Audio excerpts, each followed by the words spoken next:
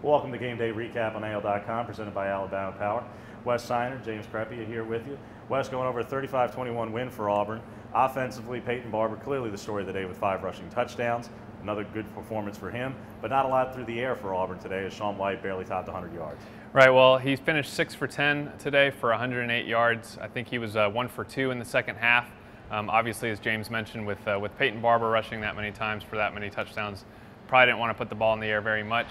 We did see him, chuck the ball down for some deep passes a few times. The one to Jason Smith would have been one that would have been a 72-yard touchdown. Right, he hit him in stride there. It had touchdown written all over it, but Smith couldn't come down with the ball. He also went deep to Da'Keel Williams a couple times.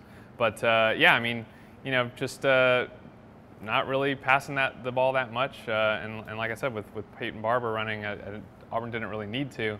In terms of the defense, they forced 4 turnovers, but still gave up a whole lot of yards, James. Yeah, and that's kind of the takeaway from the game, is they did come away with takeaways. They had 4 takeaways in the game, capitalized twice in the first half. Frankly, without them, they may have been tied or trailing at halftime to San Jose State if it weren't for those takeaways. San Jose State outgained Auburn in this game, and they had over 400 yards. That's another tough performance against, in particular, Mountain West school. And that Tyler Irvin, who was a very sound player today, their running back, he's coming off a great performance. He still has a very good day, all things considered, against this Auburn defense. So we asked if last week in the second half, in particular against Mississippi State, if they had turned the corner a bit, and we're not quite there yet, clearly, from this Auburn defensive perspective, because they haven't pulled that off. They haven't turned that corner quite yet. They still need to look for pass rush. They did get the takeaways. That was certainly very good. That was huge. But without those, this is a very different looking game. So a lot to work on for Auburn, heading into a bye week before heading to Kentucky for a Thursday night game.